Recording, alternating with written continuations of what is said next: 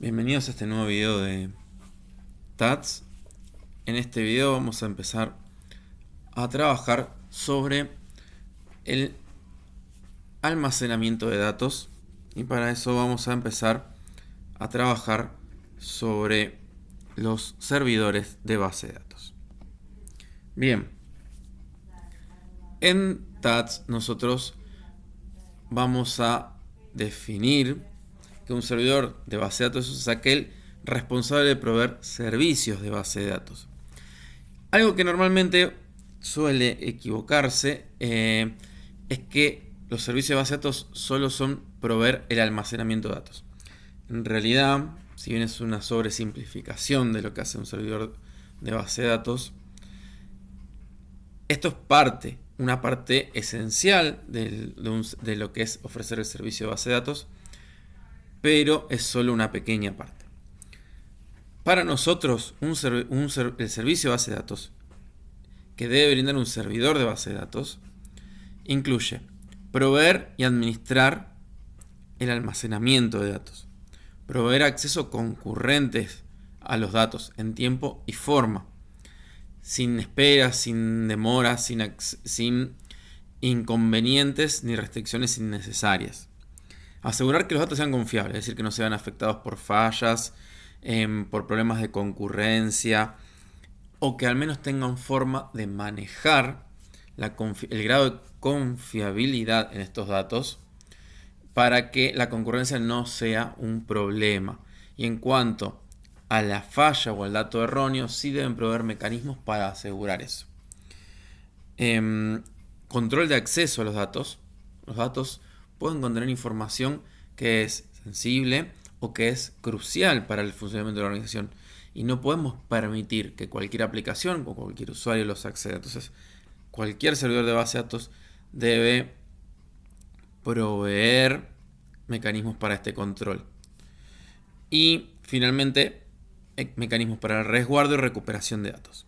Esto, si bien es bastante amplio, tiene dos grandes pilares. Por un lado, el respaldar y resguardar los datos de forma que un fallo externo, como por ejemplo un apagón o algún error en el hardware, nos dañe nuestra información y que esto no se detecte en tiempo y forma. Al menos el servicio de base de datos debe permitir detectar esta situación e idealmente repararla. Es decir, por ejemplo, si mientras estábamos escribiendo una falla, debería deshacer toda la escritura o completarla, reintentarla y completarla.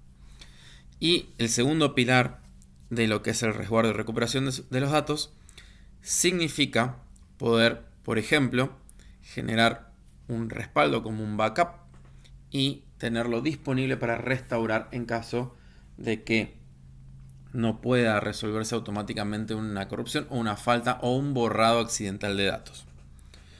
Es decir, no debe automáticamente proveer el respaldo de datos, pero sí proveer herramientas para que nosotros podamos gestionar estos respaldos. Bien,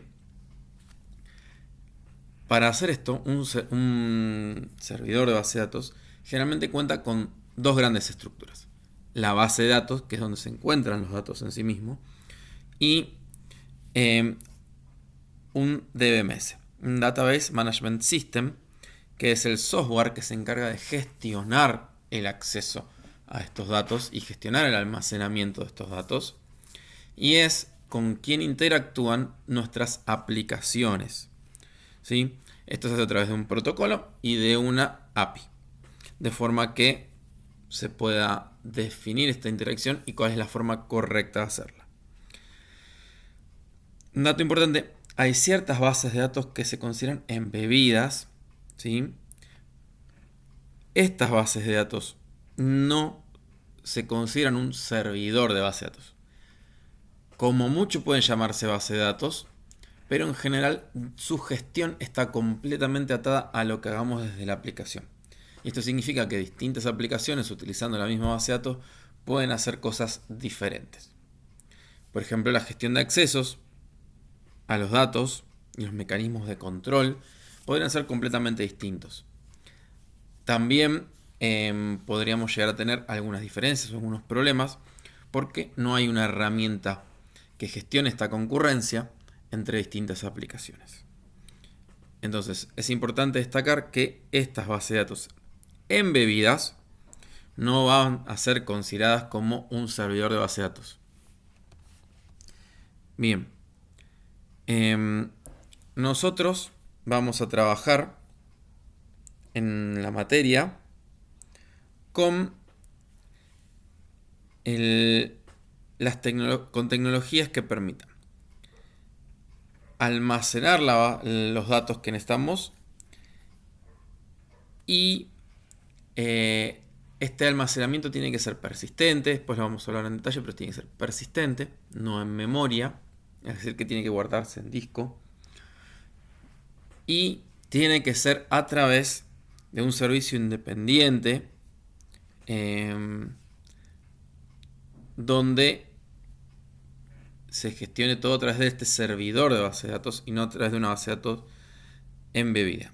Esto es como vamos a trabajar nosotros. Sin embargo, nosotros creemos que ante toda situación siempre se tiene que utilizar la herramienta y la tecnología adecuada a la necesidad de la aplicación.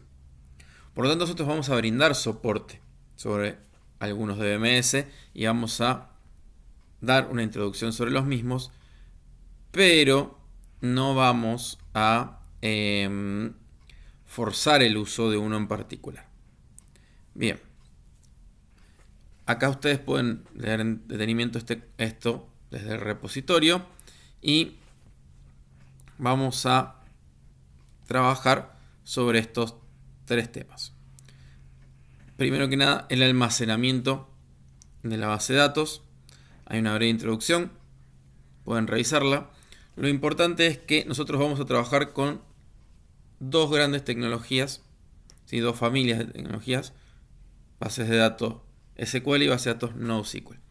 El nombre NoSQL no es muy apropiado porque en realidad esta distinción, esta gran separación, en realidad tiene que ver con el modelo relacional, que es el predominante en el desarrollo de aplicaciones hasta hace un tiempo atrás, y lo que se conoce como NoSQL engloba casi cualquier otro tipo de base de datos que no sea relacional para permitir una manipulación diferente. ¿Por qué digo que no es muy apropiada? Por 2 motivos. Primero, en realidad no es hacer referencia al uso de SQL y no SQL, ya que hay bases de datos relacionales que están permitiendo accesos distintos al de SQL y hay bases de datos no relacionales que están permitiendo el uso de SQL o una variante del mismo para acceder a los datos. Entonces, vamos a utilizar esta distinción, ya que es la que se utiliza normalmente en el mercado, pero cabe aclarar que cuando hablemos de base de datos SQL, en realidad nos estamos refiriendo a base de datos relacionales, y cuando hablemos de base de datos no SQL, nos referimos a base de datos no relacionales. Bien.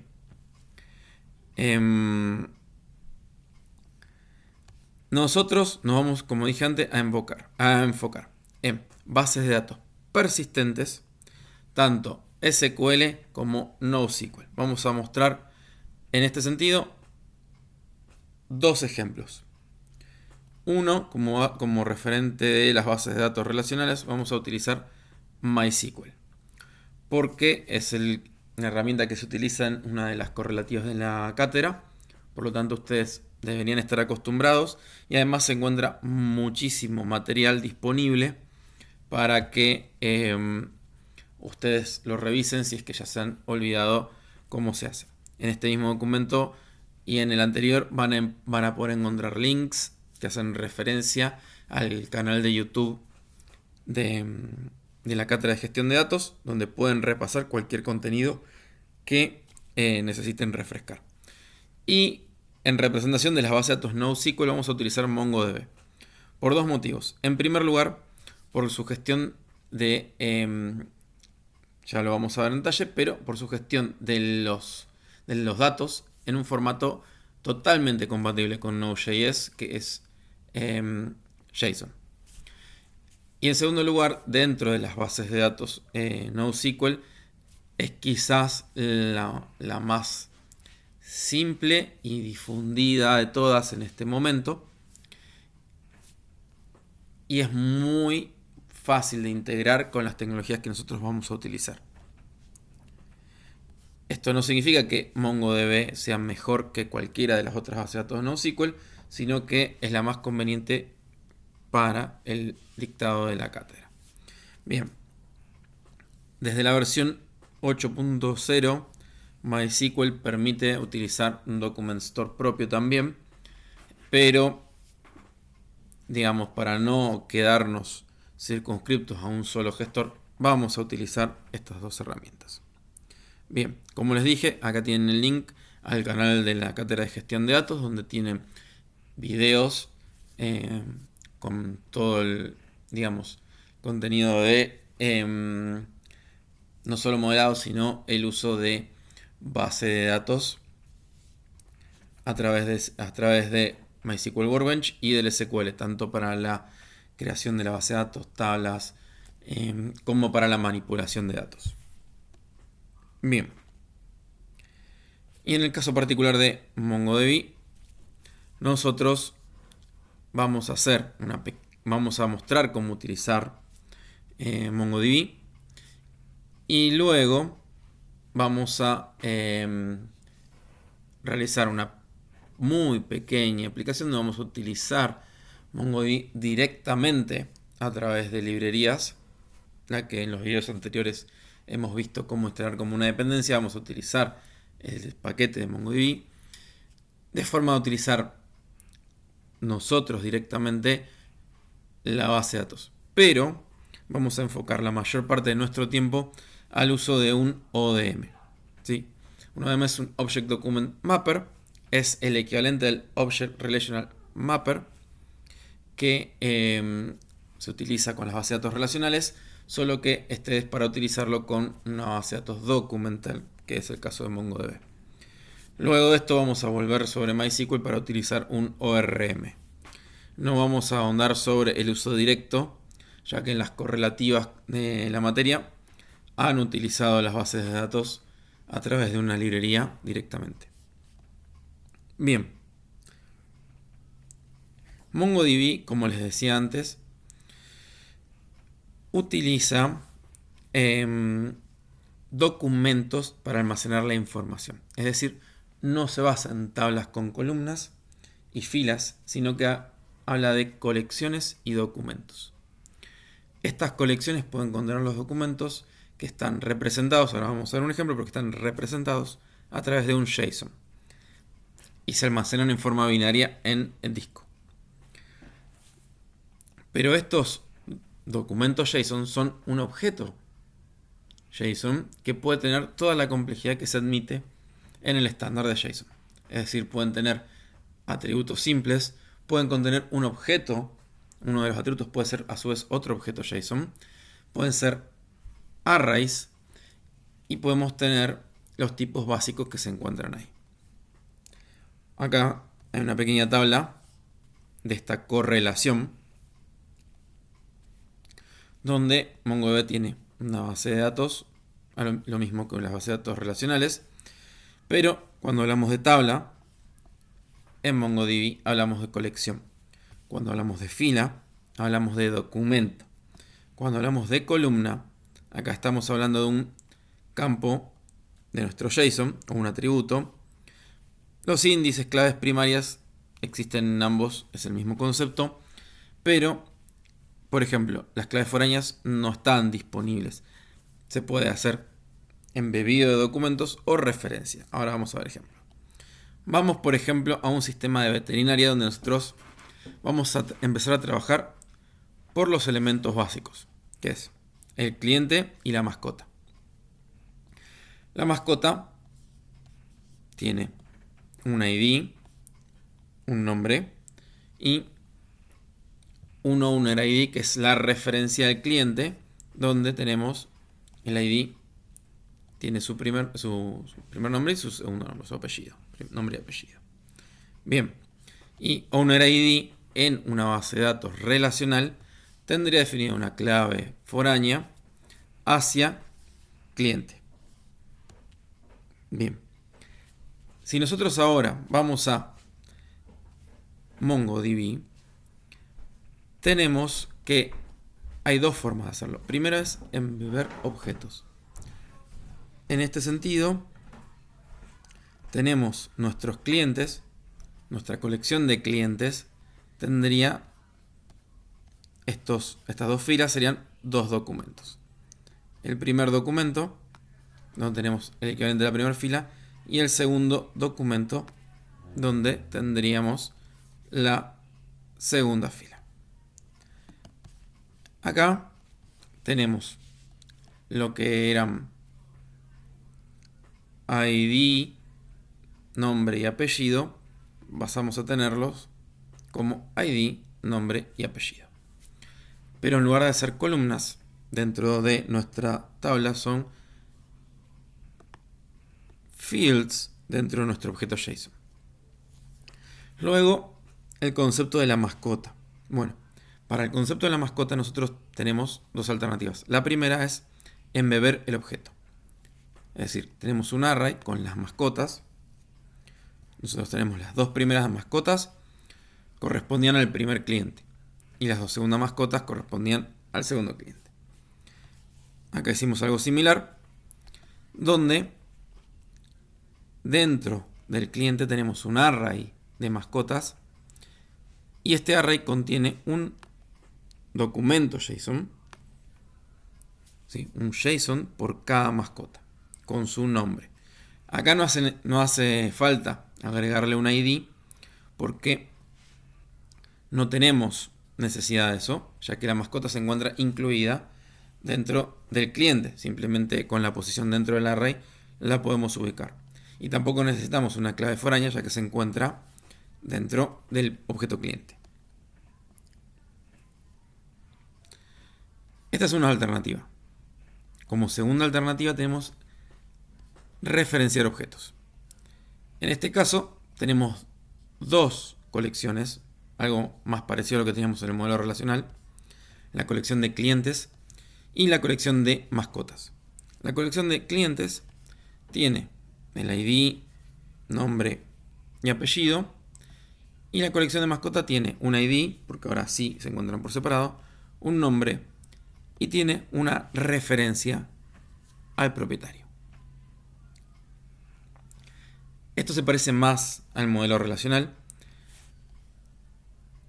En otro momento, cuando hablemos de modelado, vamos a ver cuándo es más sencillo este esquema y conveniente, y cuándo es más sencillo o conveniente este esquema. Ambos son aceptables. En este caso, nuestros ejemplos de hecho van a empezar con el modelo embebido para darnos una idea de cómo funcionan, y luego vamos a pasar al modelo referenciado para poder entender las diferencias entre el uso directo y el uso de un ODM. Algo importante es que aquí ya no vamos a tener una clave foránea porque no existen. ¿Sí? Entonces también significa que al borrar un cliente podría quedar con los datos apuntando a un cliente inexistente. Así que esas son cuestiones que nosotros tenemos que, desde nuestra aplicación, validar y mantener en nuestros datos. Bien.